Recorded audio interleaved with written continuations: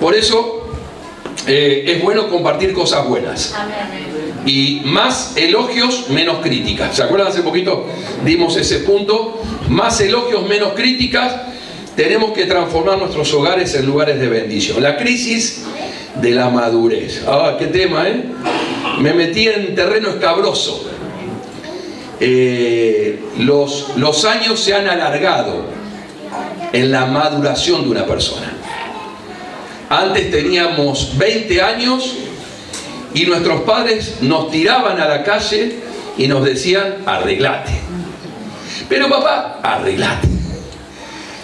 Qué duro es crecer, decía un chico. Qué dura esta infancia de 40 años, decía.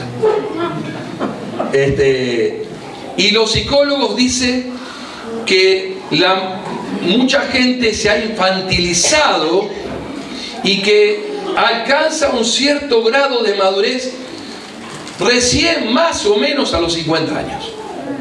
La edad que tengo yo, más o menos. Ahora, estamos desnaturalizando los procesos. Por ejemplo, si vos vas a Santa Fe, vas a ver muchos nenes chiquitos pidiendo en las calles. Si vos te sentás a tomar un café en un restaurante, se te van a acercar 10 o 15 pibes de 7, 8, 9 años y te van a pedir algo. Te quieren vender una media, una bolsita. Es sinónimo de lo que está pasando en nuestro país. ¿Qué es lo normal que haga un pibe? ¿Qué hacían? ¿Qué dijo? Jugar. Cuando éramos pibes jugábamos. Lo natural de un pibe, de un chico, es jugar. Era lo más lindo, jugar. Nos levantamos y ¿con qué vamos a jugar? Cuando nos volvimos adolescentes, ya entró una semillita que estaba dormidita, que es la semillita de la rebeldía. Pero junto con la semillita de la rebeldía, que los padres tenemos que estar preparados para resistir, porque es ahí cuando nos recibimos de padre, cuando creamos hijos adolescentes. Los adolescentes también sueñan, proyectan, es parte de la adolescencia. Ya cuando llegamos a jóvenes, podríamos decir adultos jóvenes, ¿qué quiere un adulto joven? Lograr cosas. Tener su casita, si puede. Comprarse su propio auto.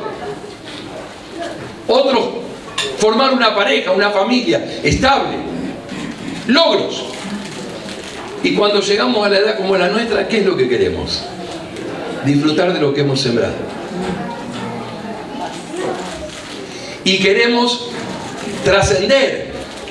Y queremos edificar un legado para que los que vengan después de nosotros puedan caminar con cierto orgullo y decir: gracias papá y mamá por el legado que nos dejaste.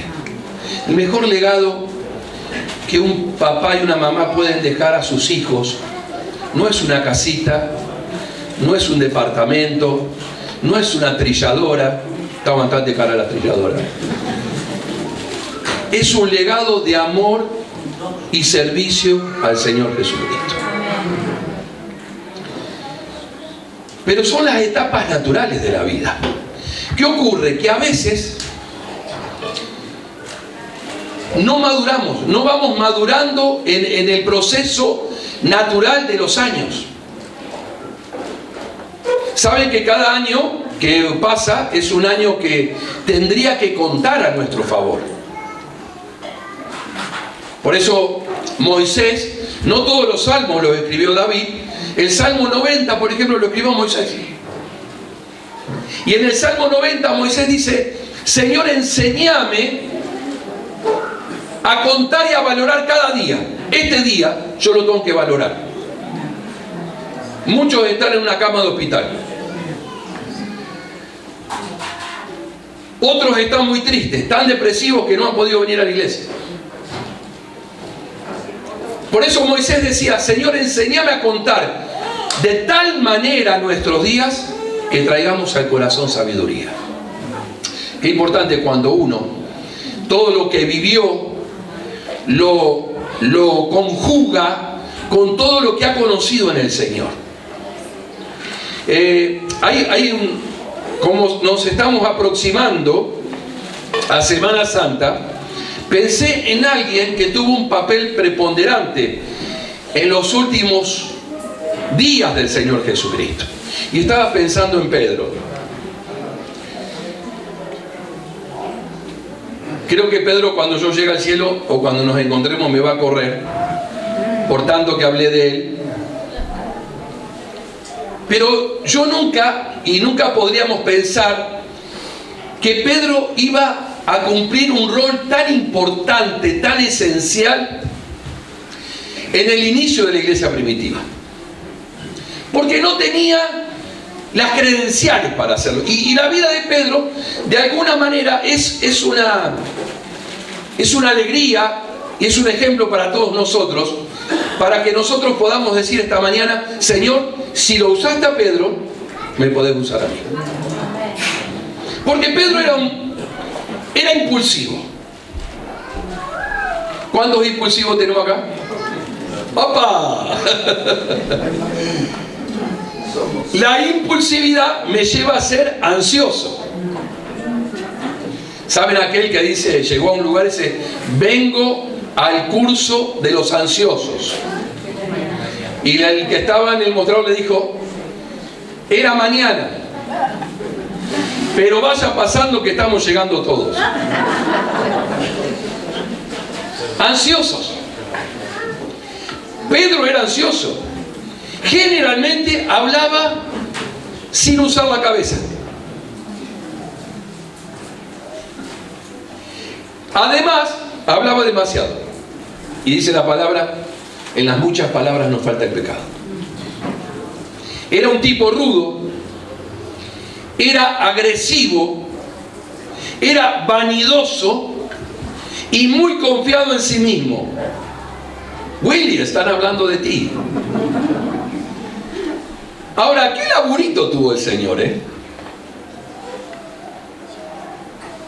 Porque Dios creó a Simón, hijo de Jonás, pero Cristo tuvo que formar a Pedro. Cristo está siendo formado en vos y en mí. Un día nació Miguel,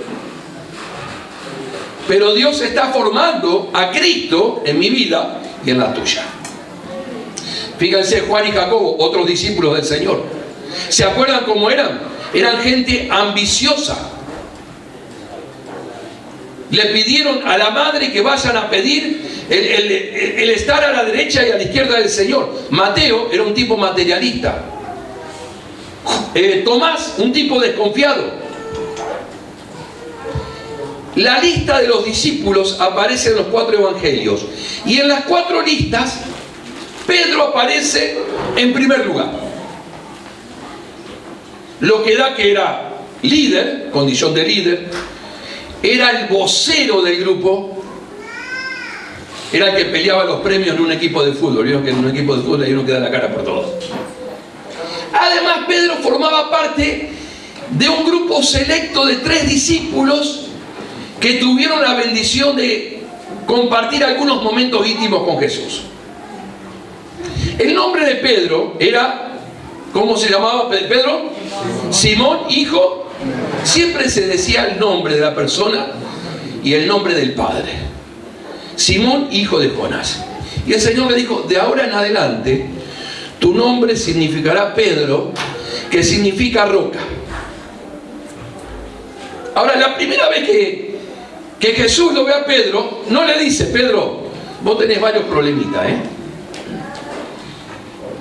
Qué bueno que Jesús no le hizo una carta o una lista de sus defectos, sino que le hizo una promesa: serás una piedra crucial en mi reino.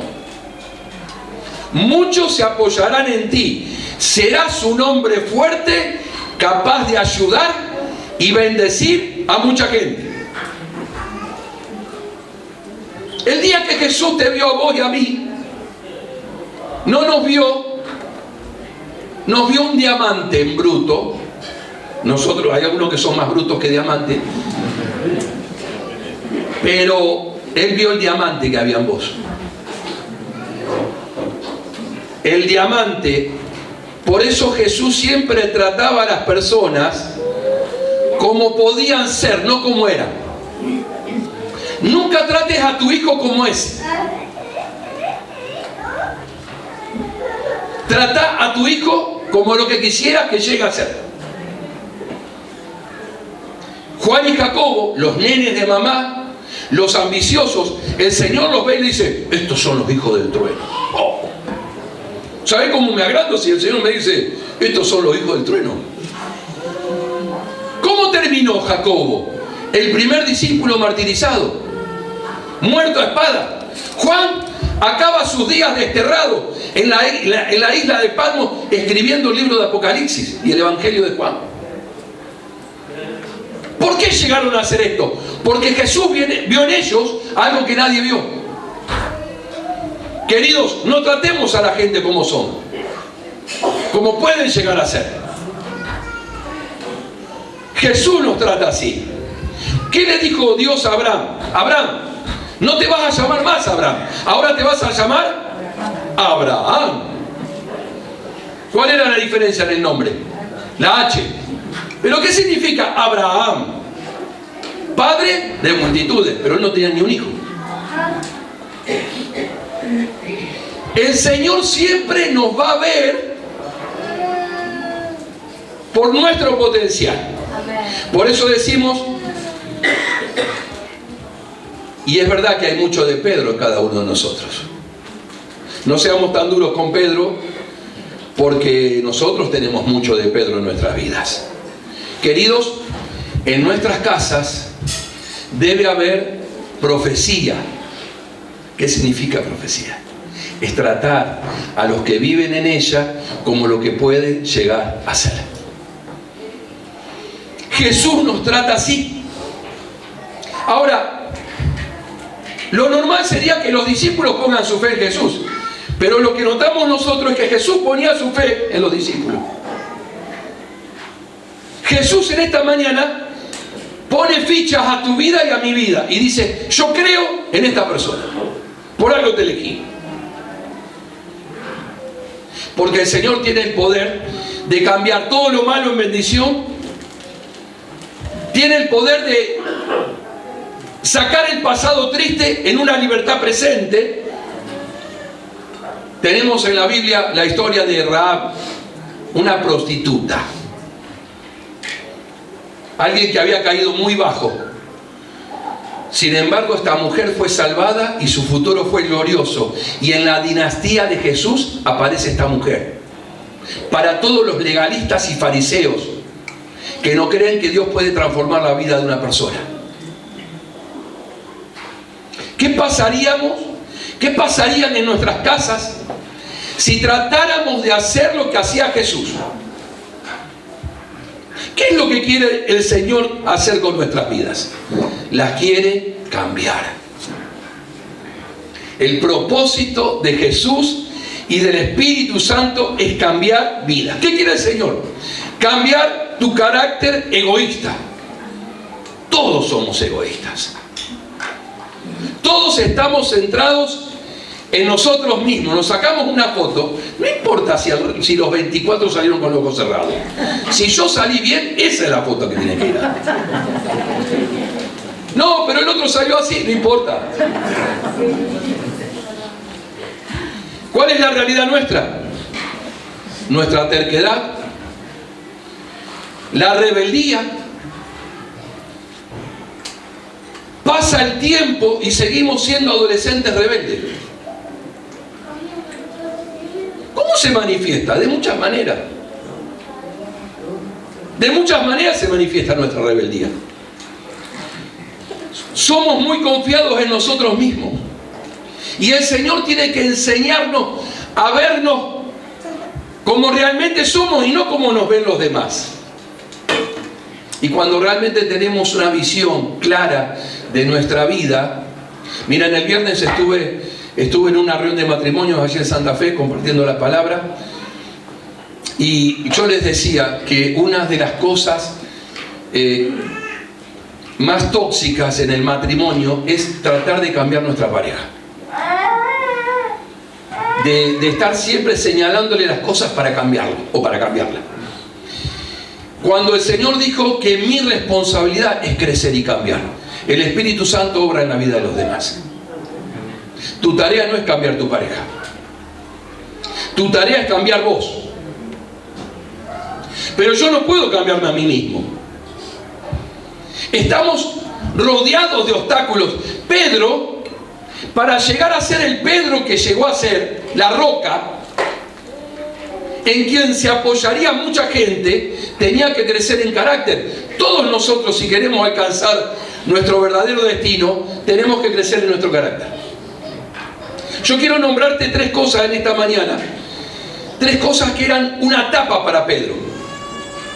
A veces no nos damos cuenta, pero seguimos siendo adolescentes rebeldes y no nos damos cuenta de las cosas que nos tapan y nos impiden crecer.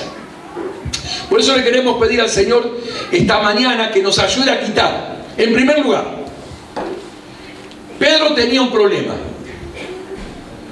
No quería tomar la cruz de Cristo. Todos juntos decimos: rehusar tomar la cruz de Cristo. El domingo hablamos de esto. El Señor dijo: toma tu cruz y sígueme. Dice Mateo 16, a partir de entonces, ¿lo tenemos? Sí. Ya va a aparecer. Yo se los voy leyendo. A partir de entonces, Jesús empezó a advertirle a sus discípulos que tenía que ir a Jerusalén y sufrir muchas cosas a manos de los ancianos y de los jefes de los sacerdotes y de los maestros de la ley, y que era necesario, todos juntos, que lo mataran y que al tercer día el Señor se los dijo. Y dice que comenzó a advertirles y a decirles. Pedro, siempre primereando, lo llevó aparte. Comenzó a reprenderlo.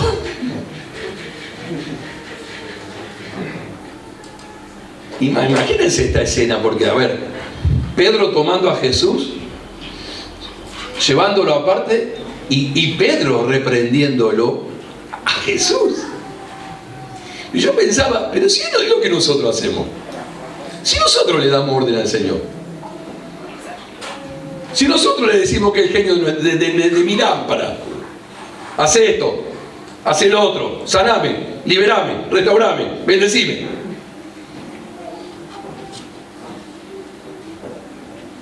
Pedro lo llevó aparte, lo comenzó a reprender. De ninguna manera, Señor, esto no te sucederá.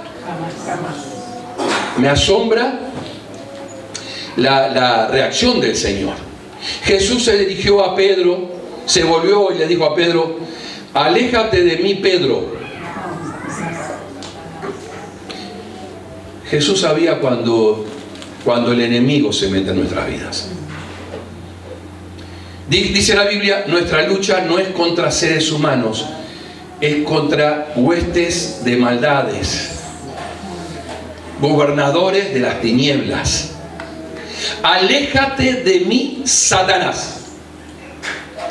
Quieres hacerme tropezar porque no pensás en las cosas de Dios. Siempre estás pensando en las cosas de los hombres. Querido, esto es un sopapo así. Pac, pac, pac, pac, pac. Luego dijo Jesús a sus discípulos: si alguien quiere ser mi discípulo, tiene que negarse a sí mismo, tomar su cruz y seguirme. Porque el que quiera salvar su vida la perderá, pero el que pierda su vida por mi causa la encontrará. ¿De qué le sirve ganar el mundo entero si se pierde la vida? ¿O qué se puede dar a cambio de la vida? Hay algo, dice, que valga más que tu alma. Nos faltó esa palabra. Dice, Pedro tuvo la audacia de volverse al Señor y dictarle lo que tenía que hacer. Él estaba hablando de la necesidad de ir a la cruz para salvarnos. Para morir, alguien tenía que pagar el precio divino, la justicia divina. La paga del pecado es la muerte. Queridos, la mente humana, tu mente y mi mente, se rebela contra el pensamiento del Señor. Jesús sale fuertemente al encuentro, le llama la atención y Pedro queda como regulando, como diciendo, pero si yo lo hice con la mejor intención, si yo lo hice como para que mi Señor no sufriera. Es más, Pedro habrá dicho, yo lo que esperaba era una palabra de agradecimiento, no esta reprensión con dureza. Le debió extrañar a Pedro estas palabras tan fuertes de su maestro. Pedro estaba poniendo en duda la necesidad del Calvario. Queridos, a veces nuestros mejores pensamientos están en rebeldía contra lo que Dios piensa. Señor, líbrame de mi manera de pensar. Quiero tener la mente de Cristo. Satanás siempre va a intentar que pongamos a Dios a un lado y que no tomemos la cruz. El domingo pasado dijimos que tomar la cruz no es soportar una suegra agresiva que se mete en mi casa sin permiso. Y algunos dicen, amén. Tampoco significa soportar un problema económico. Muchos creen que una cruz es un problema físico que tienen que atravesar toda la vida. No, queridos. La cruz significa que cuando mi voluntad y mi conveniencia se cruza con la voluntad del Señor, elegimos hacer lo que Dios nos pide. Tomar la cruz significa una entrega verdadera al Señor. Qué bueno que en este tiempo ya empecemos a palpitar la Semana Santa. Y renovemos nuestra entrega, porque cuando damos nuestras vidas al servicio del Señor, descubrimos el verdadero propósito de por qué estamos aquí. Señor, quiero renunciar a mis sabias opiniones y pensar qué es lo que harías vos en mi lugar. Morir a mis deseos egoístas, a mis preferencias egoístas. Miren, la cruz era el emblema de vergüenza, de muerte, de desprecio. Yo les dije, nosotros ahora la llevamos colgada en el pecho, pero porque el Señor ahora murió y resucitó. Pero antes era el elemento de más vergüenza. ¿Qué era la cruz? ¿Por qué estaba el Vía Crucis? ¿Por qué el que iba a ser crucificado recorría todo un trayecto por el mercado del pueblo? Porque los romanos les decían al pueblo, miren lo que les pasa a los que se portan mal. La cruz era una forma de advertirles. Ahora, queridos, yo puedo tratar de evitar la cruz de Cristo conformándome a este mundo. Puedo elegir ser un simpatizante de Jesús y no un verdadero discípulo de Jesús. Hace unos domingos atrás dijimos que la peor tragedia que nos puede pasar es que la iglesia se llene de simpatizantes. Gente que no se compromete. Gente que solo quiere venir a recibir, pero nunca está dispuesta a dar. Por eso, en esta mañana tenemos que pensar si vamos a rendir el orgullo, si vamos a rendir nuestra arrogancia, si vamos a rendir esa manera de pensar que todo lo sabemos, y dejar que los principios del Señor realmente estén en nuestra mente. Tenemos que tener cuidado con lo que entra en nuestra mente. Miren, si Jesús le hubiera dicho a Pedro, tenés razón. ¿Qué es esto de ir a morir por ustedes? Tenés razón, Pedro. ¿Qué es esto de sacrificarme? Pero en el momento, el Señor dijo, no voy a dejar que ningún pensamiento que me aleje de mi propósito entre en mi mente. ¿Por qué es tan importante que nosotros escuchemos la palabra? Porque la palabra te limpia. Cada vez que venís un domingo a la iglesia, cada vez que abrís la Biblia en tu casa, ¿se acuerdan que dijimos que uno de los grandes peligros de la era moderna es que tenemos cristianos sin hábitos cristianos? Nos decimos cristianos pero no oramos. No lo necesito. ¿Cómo se llama esto? Llamarlo de la forma que quiera, es rebeldía. Es orgullo espiritual. Soy tan sabio y tan bueno, no necesito orar. Cristianos sin hábitos, cristianos que no agarran la Biblia. Dependen del mensaje del pastor el domingo. Y si faltaron un domingo, sonaste, tuviste 15 días sin alimentarte. Por eso tenemos que rendir nuestra propia sabiduría, nuestras propias opiniones, que aparentemente son buenas. Y Dios le dijo, apartate de mí, Satanás. Por eso tenemos que llevar todo pensamiento, dice la Biblia, cautivo a la obediencia a Cristo. Alguien dijo, los pensamientos de hoy son las acciones del mañana. ¿Qué es lo que quiere? ¿Por qué quiero que preparemos el corazón para estos días? Porque el diablo lo que quiere es vernos cómodos. Es vernos aletargados, confiados. Yo le decía al grupo de matrimonios que fui a hablar, queridos, si la iglesia no es un lugar donde salimos incómodos por la palabra, si la iglesia no es un lugar donde nos sentimos desafiados, estamos perdiendo el tiempo. Si yo no renuevo mi entrega al Señor cada día, ustedes lo que van a ir teniendo es un pastor que se apaga día a día.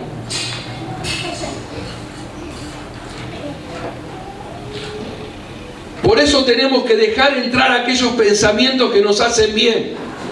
Más elogios, menos críticas. Miren, una de las señales más evidentes que Dios no controla nuestras vidas es tener una lengua desatada. Sin filtro. Que fácilmente digo cosas que ofenden a los demás, que perturban a los demás, que hieren a los demás. Todos tendríamos que poner un bozal en nuestra boca. Dice en el libro de Santiago, si vos querés ver días buenos, ¿quién no quiere ver días buenos para su vida? Refrena tu lengua de hablar el mal. Alejate del sarcasmo, de la ironía. ¡Ah! Yo dije que te iba a pasar. Sobran los profetas en las casas, ¿viste? Sí, ¿cuántos profetas que hay en la casa? Yo dije que esto era inevitable. ¿Y alguna vez hablaste de una solución? Dice, el que quiera ver días buenos y felices, refrene la lengua. Miren, la dureza de un corazón se refleja en las palabras. Señor, enséñanos a ser personas que tengamos un corazón blando y un cuero duro. Que cuando alguien me critique, yo no salga con los tapones de punta. Que me la banque. ¿Se acuerdan que hacía el Señor cuando le decían, dale, hace un milagrito para que te creamos? Y el Señor, muti. ¿Te imaginas? El Rey de Reyes, el Señor de Señores, con todo el poder, quedándose muti, y nosotros hablamos por todos los costados. Dale, si sos el Hijo de Dios, bájate de la cruz. Mira, la gente siempre te va a llamar a que te bajes de la cruz. ¿Qué le decía a la gente a Jesús en la cruz? Bájate. Si eres el Hijo de Dios, bájate. ¿Qué dicen nuestros amigos? Bájate de la cruz. Che, tanto vas a ir a la iglesia que te volviste un fanático. La gente nos invita a bajarnos de la cruz. Mucha gente dice, A mí me gusta porque el WhatsApp tiene una nueva aplicación, no sé si se dieron cuenta, que ahora te permite editar. ¿Se dieron cuenta que se puede editar? Cada vez que quiero poner gracias, me pone grávida. No sé por qué. Quiero poner muchas gracias o gracias y me escribe grávida. Y pongo editar y corrijo. Si alguna vez escribiste un mensaje y fuiste lo demasiado impulsivo para mandarlo, volvelo a leer y editalo o borralo.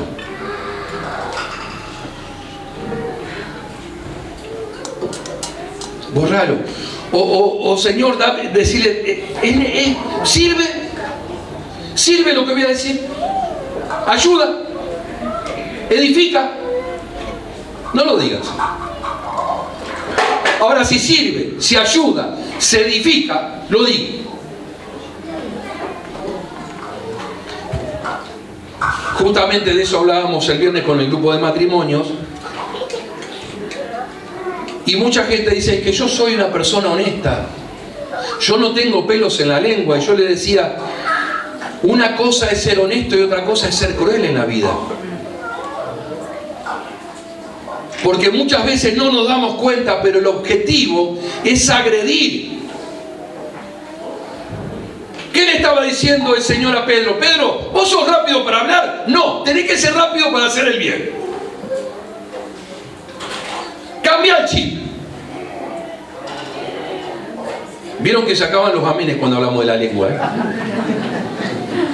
Mateo 17, yo sabía que iba a estar solo como Adán en el día de la madre iba a estar esta mañana. Dice Mateo 17:5. Mateo 17:5 primero. Bueno, sí. Ah, no, está bien, dale, déjalo. Así se transfiguró el Señor delante de ellos. Leemos un poquito más. Y resplandeció su rostro como el sol. Fíjense, Pedro tiene la bendición de ver un espectáculo único. Dice que el Señor se transfigura delante de Pedro, de Jacobo y Juan. Sus vestidos se hicieron blancos como la luz. Se le aparecen Moisés y Elías. Imagínate lo que es esto. Esto te vuela el mate. Que hablaban con él y que hablaban de lo que iba a pasar de la cruz. Entonces Pedro, ¿quién apareció? Pedrito. ¿Cómo es la que canta Rafaela Carrá? Pedro. ¡Ah! ¡Qué carnales que son! ¡Qué pecadores! Che. Con show y música es otro precio el mensaje. Dice, Pedro dijo a Jesús, en medio de tan terrible acontecimiento, Señor, qué bueno que estemos aquí. ¡Oh! Si querés, hacemos 3 búngalos, 3 enramadas, una para ti, otra para Moisés y otra para Elías. Viene con delay. Mientras Pedro hablaba, una nube de luz los cubrió y se oyó una voz desde el cielo que decía, este es mi Hijo amado en quien tengo complacencia, a él. Terrible. Segunda vez que Pedro es reprendido con dureza. Dice una escena tremenda, Jesús con Moisés y Elías hablando de su muerte en la cruz, hablando de la redención, de la salvación de tu vida y la mía, del momento más trascendental de la historia, y Pedro interrumpe. ¿Qué es lo que tendría que haber hecho Pedro? Observar maravillado y decir, gracias Señor porque me permitís ver esto. Pero su lengua fuera de control lo lleva a interrumpir al mismo Señor. Señor, qué bien. Pero antes que él terminara, Dios desde el cielo lo interrumpe. Pedro, cállate la boca. Detén tu lengua y escúchalo a él.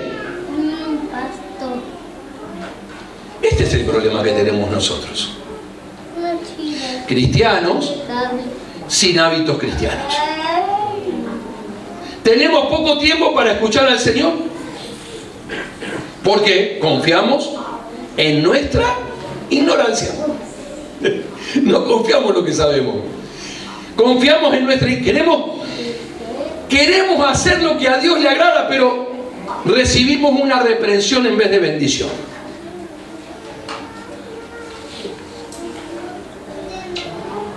Había un pastorcito ciego que vivía con su nieto y la carreta, la diligencia con pasajeros siempre pasaba por la puerta de su casa. Y cada vez que la diligencia se aproximaba, aquel hombre ciego le decía a su nieto: la carreta viene llena de personas. De repente decía: la carreta viene vacía. Abuelo, ¿cómo te das cuenta? Dice: porque la carreta vacía hace mucho ruido. Y le dijo: nieto querido, las personas que están vacías hacen mucho ruido. Pedro, escuchalo a él. Deja de hablar. Escúchame, estás viendo una de las escenas más trascendentales en la historia. Pedro y el Señor nos está diciendo a nosotros: una lengua que no está domada es una lengua que nos impide madurar. Pero quiero terminar esta mañana, antes de tomar la cena del Señor, de comer del pan. Había un tercer obstáculo en la vida de Pedro, y era que él no quería reconocer que tenía suciedad. Todos juntos decimos: suciedad no. Juan 13 dice, cuando Jesús se acercó a Simón Pedro, este le dijo, ¿tenemos el pasaje? Este le dijo: Señor, ¿tú me vas a lavar los pies a mí? Jesús contestó: no lo tenemos, no importa. Pedro, ¿no entiendes lo que hago? A ver si podemos graficar lo que está pasando. Jesús está a pocas horas de ir a la cruz. Jueves a la noche. Jueves Santo. Jesús está cenando con sus discípulos. Sabe que le espera la cruz al otro día.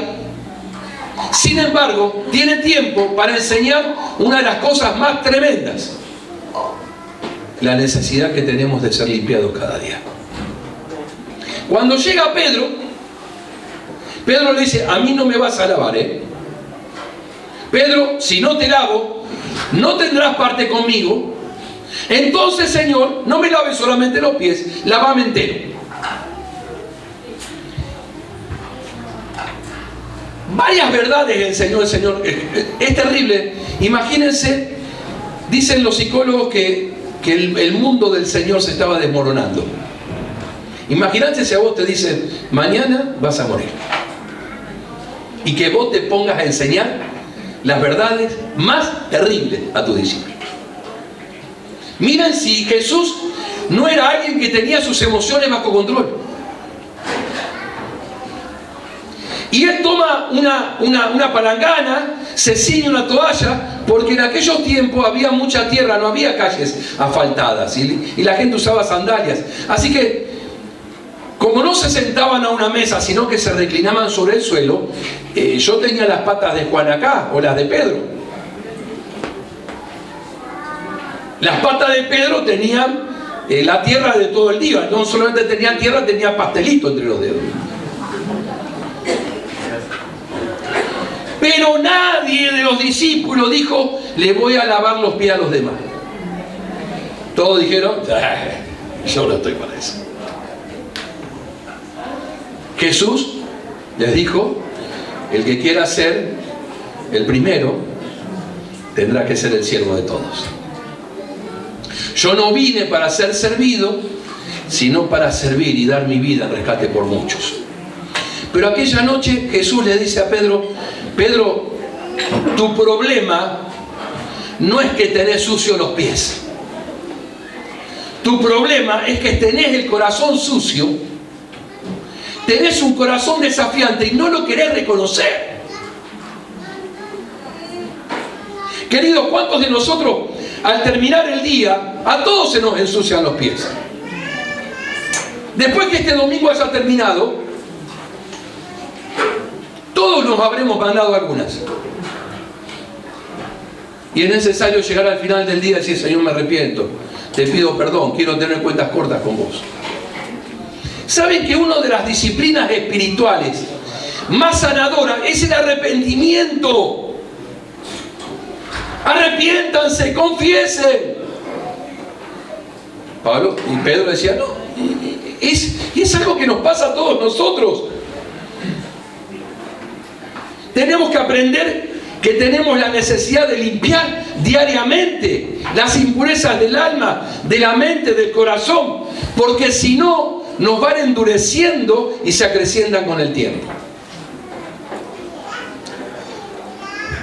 Cuando yo leo esta palabra, me acuerdo cuando era chico alguien me dijo: mira, Miguel, cualquier libro te informa, este es el único libro que te transforma. Vieron que cuando uno está en la iglesia y escucha la palabra, empiezan a pasar cosas acá adentro. Si no me pasan cosas es porque algo está muy mal. Es porque el Espíritu, ¿qué es lo que dice?